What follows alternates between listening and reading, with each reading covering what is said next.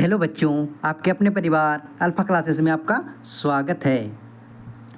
तो आज हम लोग इतिहास इतिहास इतिहास यानी हिस्ट्री, हाँ, आधुनिक काल में भारत का इतिहास। तो तुम लोग का चैप्टर है क्या? आधुनिक काल में भारत का इतिहास। यानी आधुनिक काल में भारत का इतिहास यानी जिस समय अंग्रेज, जो तुम लोग जानते हो अंग्रेज हम लोग को शासन किया था, है ना, बहुत दिन तक। तो अंग्रेज क्या व्यापार के भेष में यहाँ पर व्यापार करने के लिए, है ना, कहाँ पर आए थे? हम लोग का देश में आए थे। और क्या किए वो लोग? यहाँ हम लोग को गुलाम बना लिए, है ना। और बहुत ही क्या करने लगे?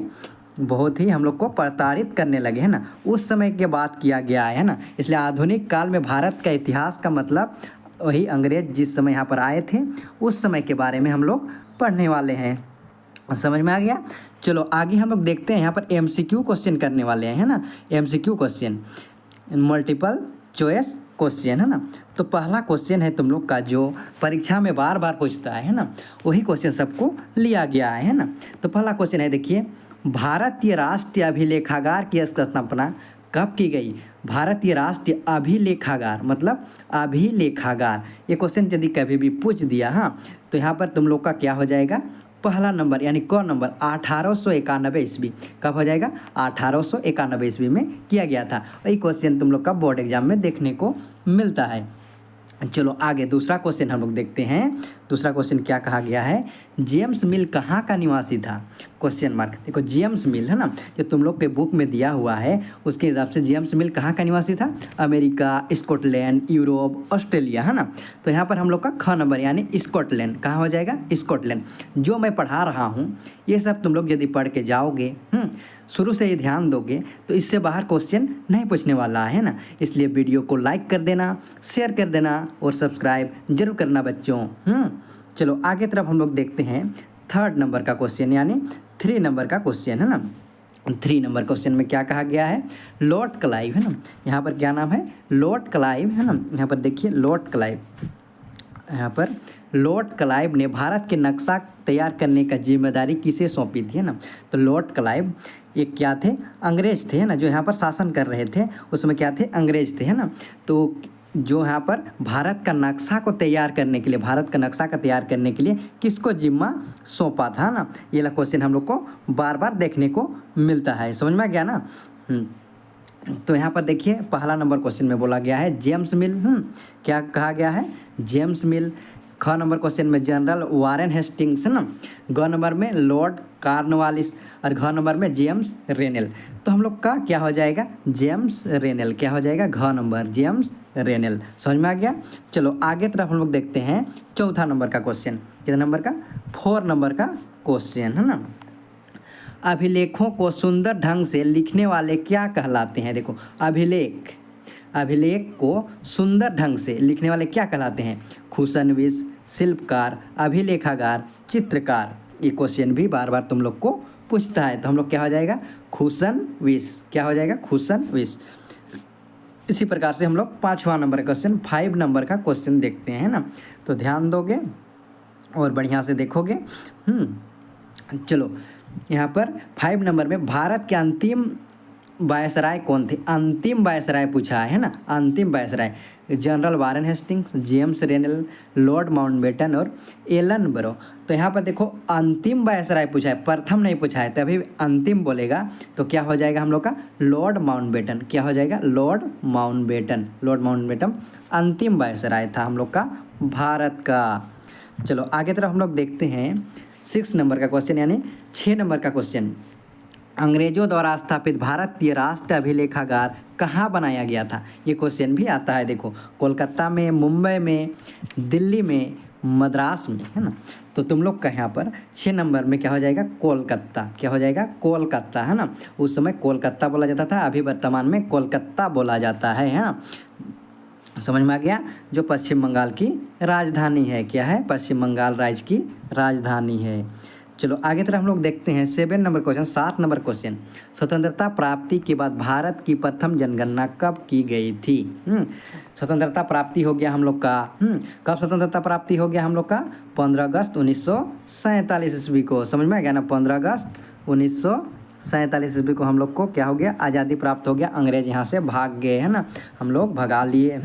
तो क्या हो गया उस समय, देखो स्वतंत्र प्राप्ति जो क्या हो गया, स्वतंत्रता प्राप्ति के बाद, स्वतंत्रता जब हम लोग को मिल गया उसके बाद जनगणना होता है ना। जनगणना मतलब कितने पुरुष हैं, कितने महिला हैं, है ना, कितने, इस सब के लिए जनगणना होता है। तो कब किया गया था, ये लोग क्वेश्चन बार बार तुम लोग को देखने को मिलता है, समझ में आ गया ना। तो 7 नंबर में क्या हो जाएगा यहाँ पर, क नंबर, यानी 1951 ईस्वी में। कब, 1951 ईस्वी में, समझ में आ गया।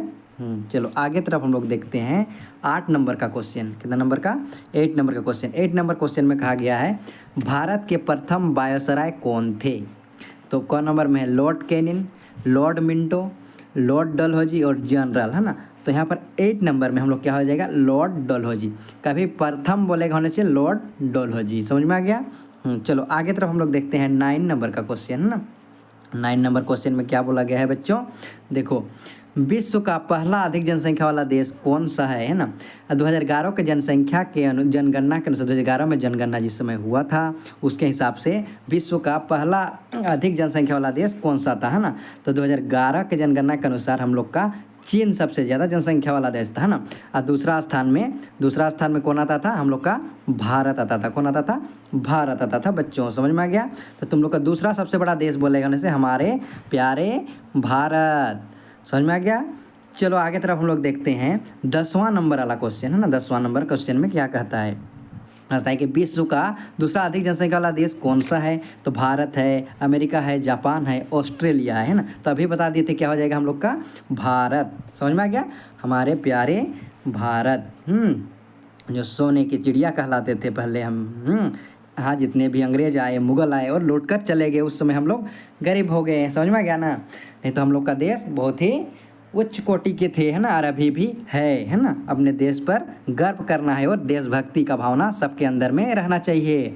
चलो सही और गलत हम लोग देखेंगे अब, सही और गलत, है ना। लोगों ने चाय पीने कब से शुरू किया, इसकी निश्चित तिथि को बताया जा सकता है। तो निश्चित तिथि को हम लोग बताया नहीं जाता, ये गलत है, क्या हो जाएगा, गलत, है ना। यहाँ पर गलत का टिक लगाना है, समझ में आ गया। आगे बोल रहा है कि अंग्रेज प्रशासन के लिए अभिलेख तैयार करते थे। अंग्रेज किसके लिए, प्रशासन के लिए अभिलेख तैयार करते थे। हाँ, ये तो सही बात है, अंग्रेज क्या करते थे, प्रशासन के लिए अभिलेख तैयार करते थे, समझ में आ गया। तो 13 नंबर का क्वेश्चन, 13 नंबर का क्वेश्चन हम लोग देखते हैं। सरकारी दस्तावेजों से हमें आम लोगों की सोच के बारे में पता चलता है। तो सरकारी, तो क्या हम लोगों के बारे में पता चलेगा, नहीं, ये गलत है, ये गलत हो जाएगा, है ना।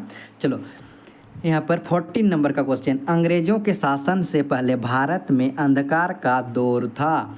तो अंग्रेजों के शासन से पहले, देखो तो यहाँ पर क्या हो जाएगी, ये भी गलत था। हम लोग के यहाँ पर बहुत अच्छा से जी रहे थे हम लोग, है ना, और अंग्रेज यहाँ पर लूटने के लिए आ गए। चलो आगे तरफ हम लोग का 15 नंबर का क्वेश्चन देखते हैं। 15 नंबर में, आधुनिक युग में ऐतिहासिक स्रोतों का अंदाज़ा लगाना बहुत कठिन काम है। 15 नंबर क्वेश्चन में क्या, इसमें क्या हो जाएगा, गलत हो जाएगा, क्या हो जाएगा, गलत हो जाएगा। देखो 16 नंबर क्वेश्चन में देखो, समय को सदैव साल या महीनों की बंदिशों में नहीं बांधा जा सकता है। तो ये क्या हो जाएगा, सही है ना, कभी भी बांध हम लोग नहीं सकते हैं, है ना। चलो आगे तरफ हम लोग देखो 17 नंबर का क्वेश्चन, कितना नंबर का, 17 नंबर का क्वेश्चन, है ना। 17 नंबर क्वेश्चन में क्या कहा गया है यहाँ पर देखिए, है ना। तो कहा गया है कि ब्रिटिश शासन की स्थापना का कोई एक निश्चित नहीं है। तो यहाँ पर 17 नंबर में क्या हो जाएगा, ये भी हम लोग का सही हो जाएगा, क्या है, सही, है ना। 18 नंबर क्वेश्चन में देखिए, आधुनिक युग में अब रिकॉर्ड को डिजिटलाइज्ड करने की शुरुआत हो गई है। हाँ, डिजिटलाइज करने की शुरुआत इसलिए हो गई, इसलिए सब चीज़ अब ऑनलाइन होना स्टार्ट हो गया। तुम लोग के हम स्कूल में भी यहाँ पर क्या कंप्यूटर आ गया है ना, डिजिटल बोर्ड आ गया है ना। तो डिजिटलाइज क्या हो रहा है, यहाँ पर हो रहा है, समझ में आ गया। हाँ, तो आज के लिए इतना ही, है ना।